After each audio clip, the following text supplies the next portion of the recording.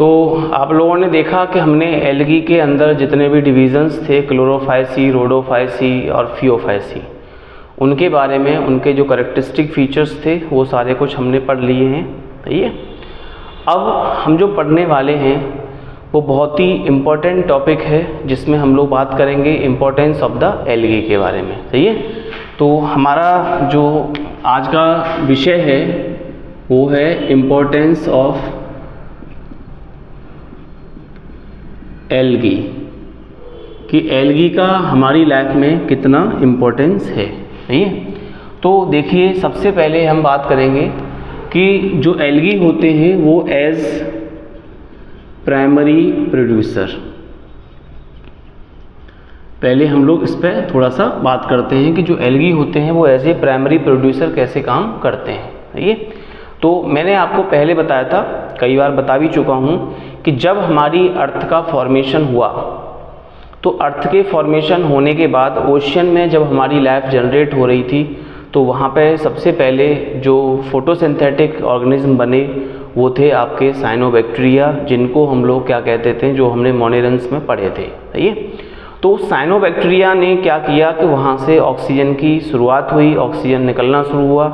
उसके बाद फिर धीरे धीरे जो साइनोबैक्टीरिया थे उनको ब्लू ग्रीन एल्गी हम लोग कहते हैं, और वो आगे चल के मॉडिफाइड हुए और उनके अंदर एल्गल जो एल्गी हैं वो डेवलप हो गए। सही है। तो जो एल्गी होते हैं ये फोटोसिंथेटिक तो होते ही हैं, ये तो मैंने आपको बता ही दिया। प्लस इसके अलावा ये लार्ज अमाउंट में ओशनिक वाटर के अंदर, फ्रेश वाटर के अंदर, क्योंकि आपको पता है हमारी अर्थ का 75% जो पार्ट है वो पानी से ढका हुआ है। सही है। तो जब पानी से ढका हुआ है तो उसके अंदर क्या है, एल्गी पाए जाते हैं। जब एल्गी पाए जाते हैं तो इन्वायरमेंट से, अब जो इन्वायरमेंट है उसमें जितनी भी गैसेस पाई जाती हैं वो सारी की सारी जो गैसेस होती हैं उनका जो रिसाइकलिंग होता है, जैसे कार्बन डाइऑक्साइड की अगर बात करें कि अगर हमारे ग्लोब पे अगर कार्बन डाइऑक्साइड की क्वांटिटी बढ़ जाएगी तो आपको पता है ग्लोबल वार्मिंग हो जाएगा। ग्लोबल वार्मिंग की वजह से हम लोगों को बहुत ज़्यादा नुकसान देखने को मिलेगा जी। तो जो CO2 है, CO2 को मैनेज करने के लिए पौधे तो मैनेज नहीं कर सकते, तो यहाँ पे एल्गी जो है वो भी उसका पार्टिसिपेट करते हैं कार्बन साइकिल को मैनेज करने में। सही है। तो अगर कोई आपसे पूछता है कि largest source of the oxygen on the earth, तो वो क्या होते हैं, आपके एल्गी होते हैं। एल्गी में अगर ज़्यादा डीप में बात करेंगे तो जो ब्लू ग्रीन एल्गी होते हैं वो सबसे बड़े कह सकते हो सोर्स होते हैं ऑक्सीजन के ऑन द अर्थ पे। क्लियर। तो पहला आपको समझ में आ गया होगा कि जब हम वाटर इकोसिस्टम के बारे में पढ़ते हैं, जैसे पॉन्ड इकोसिस्टम हुआ, लेक इकोसिस्टम हुआ, ओशियनिक इकोसिस्टम हुआ, जहाँ पे मतलब पानी पाया जाता है, तो जब हम उसके इकोसिस्टम के बारे में पढ़ रहे होते हैं तो इकोसिस्टम में जो प्राइमरी जो प्रोड्यूसर्स होते हैं, जो फोटोसिंथेसिस लाइफ को जीते हैं और वहाँ पे बल्क में फूड को प्रोड्यूस करते हैं, तो वो होते हैं हमारे एल्गी। सही है। तो इसलिए आप समझ गए होंगे कि एल्गी जो होते हैं वो एज ए प्राइमरी प्रोड्यूसर के रूप में काम करते हैं और ये लार्जेस्ट सोर्स ऑफ ऑक्सीजन होते हैं for the aquatic life and also us. Clear. चलिए, तो अब हम देखेंगे कुछ एल्गी हैं जिनके बारे में हम लोग बात करेंगे। तो यहाँ पे एक एल्गी आता है जिसका नाम होता है पोरफायरा जी। एक एल्गी है जिसका नाम क्या है, पोरफायरा। तो इसका यूज हम लोग कहाँ करते हैं, तो इसका यूज होता है टू प्रिपेयर लेबर। सही है। To prepare labour. अब देखिए लेबर क्या होता है जी। लेबर जो होता है ये हाईली कह सकते हो कि प्रोटीनियस फूड होता है, जिसमें आयोडीन और विटामिन सी जो है वो भी पाई जाती है। कुछ कंट्री में हम इसको एज ए कह सकते हो न्यूट्रिशियस फूड के रूप में हम इसको इस्तेमाल करते हैं। सही है, लेबर को। अब हम देखेंगे जो नेक्स्ट होता है दैट इज़ द कोम्बू। अब आप बोलेंगे कोम्बू क्या है, तो कोम्बू जो है इसको हम लोग बोलते हैं जापानीज सी फूड, सी वीड इसको बोला जाता है कोम्बू को। जापानीज सी वीड फूड होता है हमारा जी। ये जापान में लोग इसको बहुत खाते हैं और इसको प्रिपेयर किया जाता है फ्रॉम द लेमिनेरिया से। तो लिख देंगे प्रिपेयर्ड फ्रॉम लेमिनेरिया, जो कि एल्गी होता है। समझ में आ रहा है। तो जैसे आपने देखा होगा जापान की जो एवरेज लाइफ है वो लगभग 100 प्लस में है। वहाँ के जो लोग हैं वो 100 साल से ऊपर जीते हैं। हमारे इंडिया में तो 55-60 पे लुढ़क लेते हैं, समझे। तो वहाँ की जो लाइफ है वो इतनी ज़्यादा कैसे है, बल्कि वो हमसे इंडस्ट्रियल सेक्टर में भी बहुत ज़्यादा आगे हैं, रिसर्च सेक्टर में भी बहुत ज़्यादा आगे हैं। इसके अलावा भी आपने देखा कि उनकी जो लाइफ है वो इतनी ज़्यादा क्यों है, समझिए। उसका कारण है, उसका कारण ये है कि वो लोग 80% सी फूड का इस्तेमाल करते हैं, और जो सी फूड होता है वो बहुत ज़्यादा प्योर होता है, उसमें कोई भी कंटेमिनेशन नहीं पाया जाता है, जिससे उनकी बॉडी की जो सेल्स होती हैं उनके अंदर जो एंटीऑक्सीडेंट पावर होती है वो हमेशा स्ट्रॉन्ग रहती है, और उनकी जो सेल्स हैं वो जल्दी से बूढ़ी नहीं होती हैं, वो ओल्ड नहीं हो पाती हैं, डैमेज नहीं हो पाती हैं। इस वजह से वो हमेशा जवान से नज़र आते हैं। समझ में आ गया? उसका कारण उनका सी फूड होता है। अब उनको देख करके कुछ यूरोपियन कंट्रीज़ जो हैं वो भी सी फूड का इस्तेमाल करने लग गए, तो वो भी उनकी लाइफ को जी रहे हैं। हमारे भारत में थोड़ा सा अभी ऐसा नहीं है, तो थोड़ा सा वो एक इशू है या कुछ भी हम लोग उसको कह सकते हैं। अब देखेंगे कि यहाँ पे और कौन कौन से ऐसे होते हैं। तो आपने जैसे देखा होगा अल्वा। अब अल्वा जो होता है इसकी दो अलग अलग स्पीसीज़ होती हैं। एक होता है अल्वा लैक्टिका, अल्वा लैक्टिका, ये सॉरी लैक्टुका बोलते हैं इसको, अल्वा लैक्टुका। और दूसरा जो होता है वो होता है अल्वा फैसिओटा, समझिए, फैसिएटा। तो जो अल्वा फैसिएटा, अल्वा लैक्टुका, ये अल्वा की दो स्पीसीज़ होती हैं जिनको हम लोग यूज़ करते हैं यूज्ड एज सलाद, समझिए। तो ये सलाद के रूप में प्रयोग किए जाते हैं। ऐसे ही हम और देखेंगे, एक होता है कॉन्ड्रस, एक क्या होता है कॉन्ड्रस। अब जो कॉन्ड्रस होता है इसको आयरिश मॉस के नाम से भी हम लोग जानते हैं। इसको हम लोग क्या कहते हैं, आयरिश मॉस। अब जो आयरिश मॉस होता है, मतलब ये जो देश है वहाँ पे पाया जाता है आयरिश में, और इसका यूज़ जो है वो हम लोग करते हैं फूड के रूप में इन द यूरोप। तो यूरोप में इसका यूज़ जो है वो खाने के रूप में बहुत ज़्यादा मात्रा में किया जाता है, सही है। इसके अलावा और भी हैं ऐसे बहुत सारे कॉन्ट्रस के बाद, जैसे आपने देखा होगा ग्रेसिलेरिया, ग्रेसिलेरिया जो मैंने कल आपको बता रहा था कि हम लोग ग्रेसिलेरिया का यूज़ कैसे करते हैं।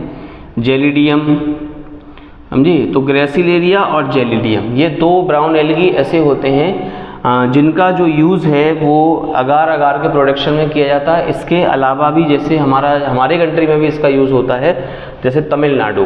तो तमिलनाडु में आसपास वहाँ ओशियन है, तो वहाँ पे एक डिश बनती है जिसका नाम होता है कांजी।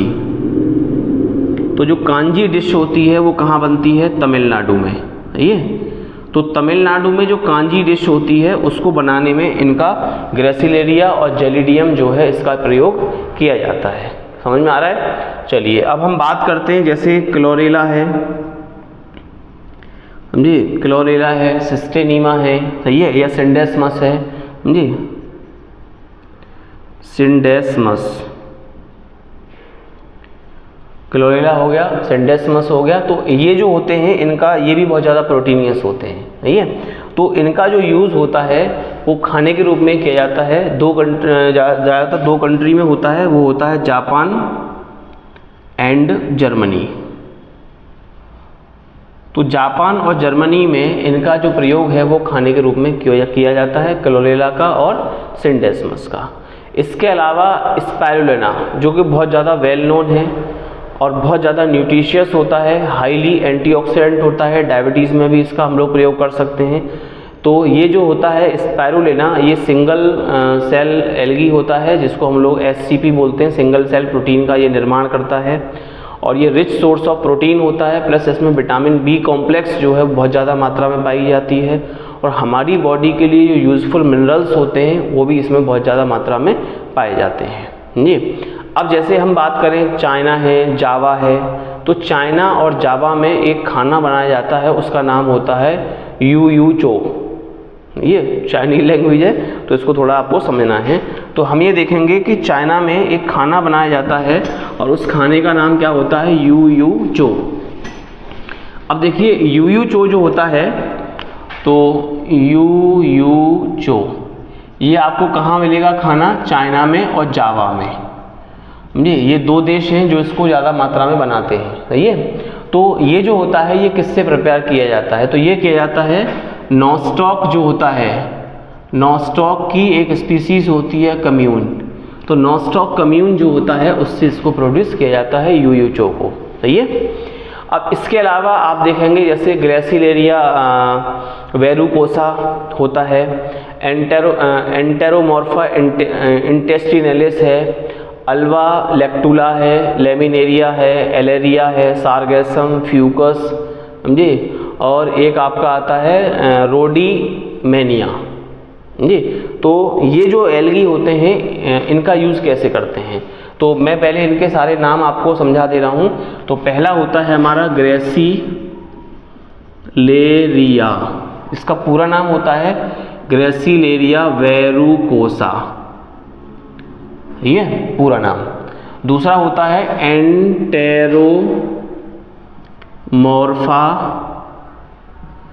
इंटेस्टिनलिस, ये पूरा नाम है इसका। सही है। एक होता है अल्वा लेक्टुका, अल्वा लेक्टुका। एक आपका जैसे लेमिनेरिया, समझे। इसके अलावा एलोरिया, एलोरिया, समझे। इसके अलावा सारगेसम, सारगेसम, समझे। फ्यूकस, फ्यूकस, सही है। और एक होता है आपका रोडी, उसका मैंने बताया था आपको रोडीमेनेस, रोडीमेनेस। तो ये जो होते हैं इनका यूज़ जो होता है वो फॉडर के रूप में किया जाता है। अब कहेंगे फॉडर क्या होता है। फॉडर का मतलब होता है जानवरों का चारा जो होता है। तो आप जरा सोचो, विदेशों में अपने जानवरों को भी न्यूट्रिशियस फूड खिलाते हैं लोग, समझिए। तो इसका हम लोग यूज़ कहाँ करते हैं, एज ए फॉडर के रूप में हम इसका प्रयोग करते हैं। सही है। तो इस चीज़ का थोड़ा सा बेटा आपको ध्यान रखना है। इसके अलावा देखेंगे कि सारगेसम हो गया, पेडिना है, समझे। तो अभी हम लोग देख रहे थे कि कौन कौन से ऐसे ब्राउन एल्गी थे जिनका जो प्रयोग था वो फॉडर के रूप में किया जा रहा था। सही है। अब हम देखेंगे जैसे होता है सारगेसम, सारगेसम है। एक होता है आपका पेडिना, सारगेसम, पेडिना। इसके अलावा एक होता है आपका टर्बिनेरिया, टर्बिनेरिया, ये। और एक होता है हाइड्रोक्लेथेरस, हाइड्रोक्लेथेरस।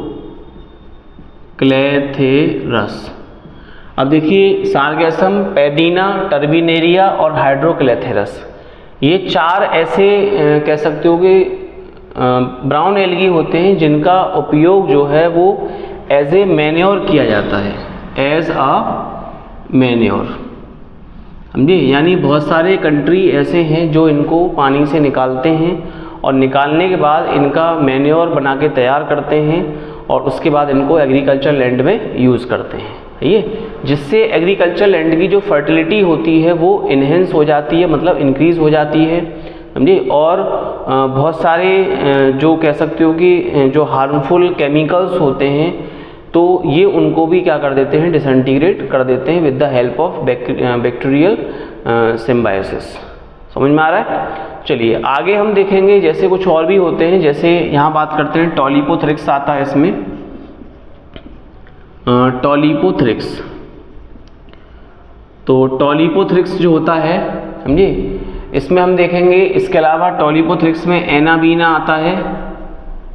जो ये जो आप पढ़ रहे हो टॉलिपोथ्रिक्स, एनाबीना, ये मैंने आपको साइनोबैक्टीरिया जब पढ़ाए थे तब भी मैंने आपको बताया था। और एक होता है ओलोसायरा, ये जितने भी होते हैं नॉस्टॉक, ये सब हमारे साइनोबैक्टीरिया होते हैं। सही है। प्लेक्टोनीमा, प्लेक्टोनीमा, समझे।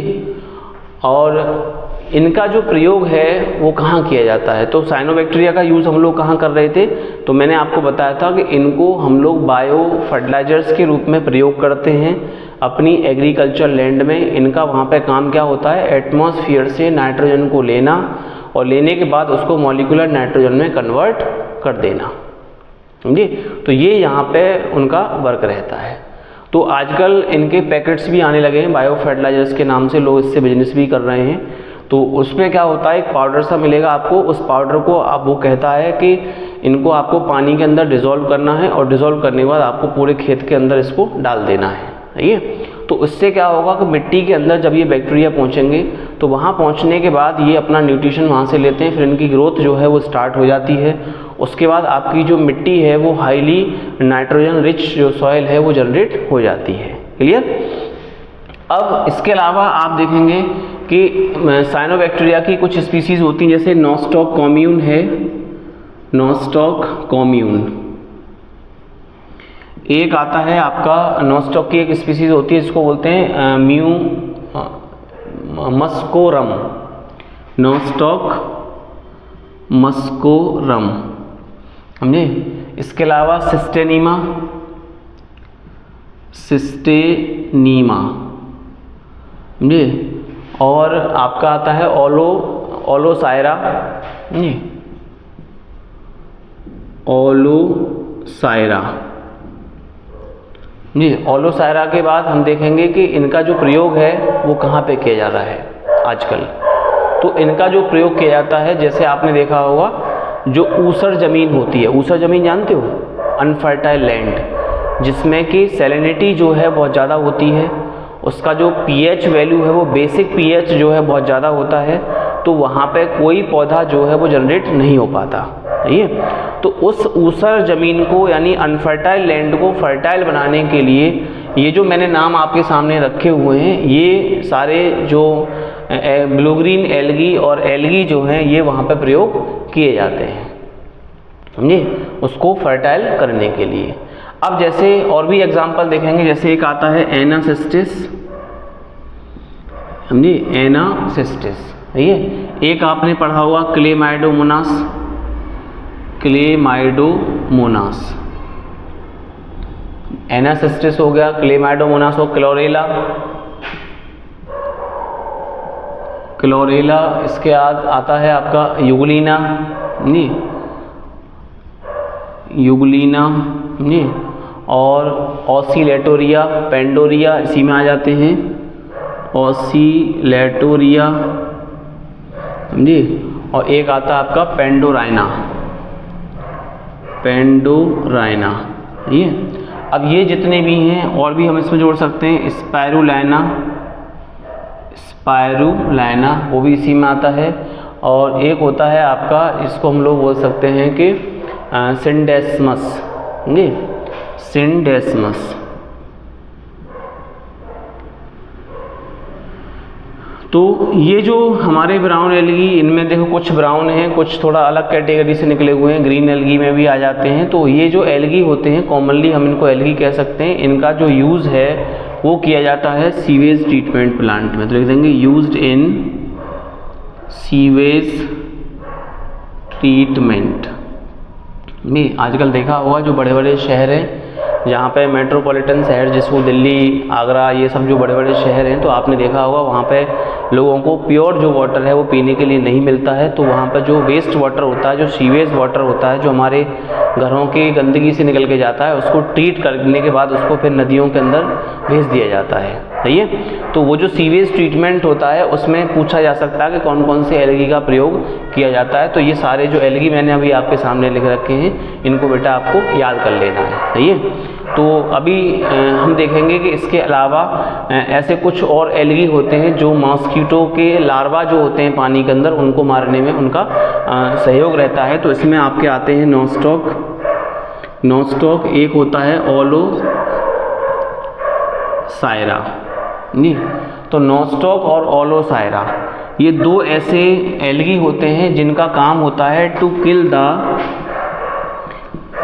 The larvae of mosquito. और मॉस्किटो में कौन सा आता है, क्यूलेक्स। तो जो क्यूलेक्स मॉस्किटो का लार्वा जो होता है उसको मारने में इनका बहुत ज़्यादा यूज़ रहता है, सही है। तो इसके अलावा हम देखेंगे कि एक जो क्लोरेला होता है, तो क्लोरेला में क्लोरेला के अलावा इसमें क्लोरेला की एक स्पीसीज़ पाई जाती है। थोड़ा सा बेटा बाहर डिस्टर्ब हो रहा है तो आपको ज़्यादा गौर नहीं करना है, समझे। बाहर तो थोड़ा कुत्ते भौंक रहे हैं, सही है, उसको भी कोई परेशानी होगी, समझे। तो ये चीज़ थोड़ा सा आपको ध्यान रखना है। तो यहाँ पे आता है आपका क्लोरेला, समझे। क्लोरेला की एक स्पीसीज़ होती है जिसको हम लोग बोलते हैं साइनेकोकोकस। इसका पूरा नाम है क्लोरेला साइनेकोकोकस, सही है। तो इसका जो यूज़ होता है वो होता है to maintain life in space, to maintain life in space. ये स्पेस में हम लोग जब जाते हैं तो वहाँ पे जब हमको रहना होता है स्पेस में, तो वहाँ पे हमें सांस चाहिए, बहुत सारी चीज़ें चाहिए होती हैं। तो हमारी जो बॉडी से जो गैस निकल रही होती है तो उसको भी वहाँ मैनेज करना होता है स्पेस में। तो उसके लिए यहाँ पे वो जो लोग क्या करते हैं, वो थोड़े छोटे बॉक्स में क्लोरेला साइनेकोकोकस जो है, इसको बॉक्स में ले जाके उसके जो स्पेस शटल होता है उसमें लगा दिया जाता है जी। तो वहाँ पे हम लोग इसका यूज कर लेते हैं। क्लियर। चलिए, तो अब हम बात करेंगे कि जो एल्गी होते हैं इनका रिसर्च सेक्टर में कितना योगदान है। जैसे आजकल जो साइंटिस्ट है वो रिसर्च कर रहे हैं जी। तो जब साइंटिस्ट रिसर्च करता है तो आपने देखा होगा कि एज इन रिसर्च, तो हम देखेंगे रिसर्च में इनका क्या क्या इम्पोर्टेंस रहता है जी। तो यहाँ पे कुछ ऐसे एल्गी होते हैं जिनको हमें रिसर्च में यूज़ करना होता है। जैसे मैं आपको बता दूँ, वेलोनिया होता है एक, वेलोनिया, सही है। और एक होता है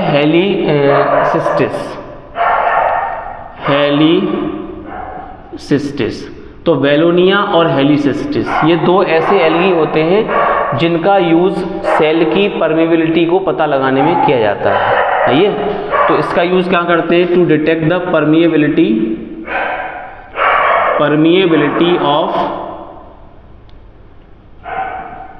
परमेबिलिटी ऑफ सेल। क्लियर। अब नाइटेला आपने सुना होगा, नाइटेला।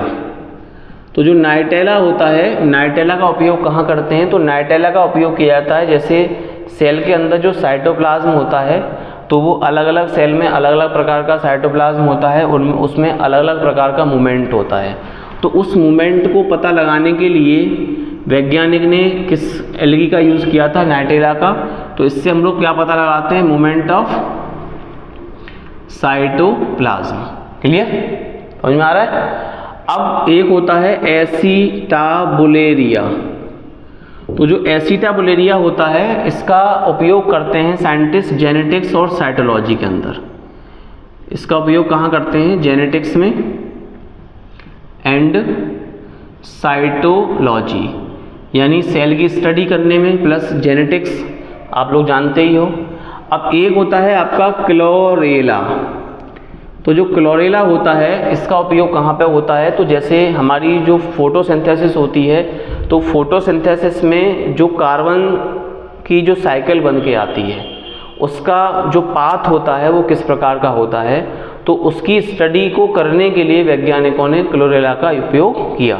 तो हम लोग यहाँ से लिख सकते हैं the chlorella is used to, कह सकते हो कि study the path of carbon during photosynthesis. Clear. तो ये सारी चीज़ें हमको नोट कर लेनी है। अब इसके अलावा हम देखेंगे कि जो वाटर ब्लूम्स बनते हैं, यानी पानी के अंदर जो वाटर ब्लूम्स बनते हैं, तो वाटर ब्लूम्स में कौन कौन से ऐसे एल्गी होते हैं जो कि, अब वाटर ब्लूम्स का मतलब क्या होता है, जैसे जहाँ गंदा पानी भरा होता है तो उसके ऊपर एक हार्ड मोटी जो लेयर है एल्गी की वो डेवलप हो जाती है, जिसकी वजह से जो पानी के अंदर जो ऑक्सीजन लेवल है वो रिड्यूस हो जाती है जी। और जब ऑक्सीजन लेवल रिड्यूस हो जाएगी तो एक्वेटिक जो लाइफ है वो खतरे में पड़ जाएगी। और फिर हम देखेंगे उसके अंदर जो हेट्रोट्रॉफिक बैक्टीरिया होते हैं वो बहुत ज़्यादा क्वांटिटी में डेवलप हो जाएंगे।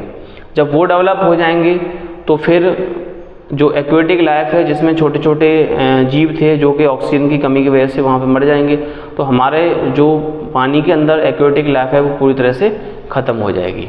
तो वाटर वॉल्यूम्स जो होते हैं वो पानी के अंदर क्या करते हैं, ऑक्सीजन लेवल को रिड्यूस करके हेटरोट्रॉफिक बैक्टीरिया की जो पॉपुलेशन है उसको इंक्रीज़ कर देते हैं। तो अब हमें यहाँ ये देखना है कि ऐसे कौन कौन से एल्गी होते हैं जो वाटर वॉल्यूम्स को बनाने में हेल्पफुल होते हैं या वाटर वॉल्यूम्स को बनाते हैं। सही है, तो वाटर वॉल्यूम्स में यहाँ पे होता है एनाबीना। तो एनाबीना तो एक कॉमन है ही, इसके बाद नोस्टॉक होता है, एक होता है माइक्रोसिस्टिस, माइक्रोसिस्टिस भी इसको बनाता है, एक लिग्निमा होता है ये। अब इसमें एक होता है नोडुलेरिया जी, एक और होता है इसको बोलते हैं नोडुलेरिया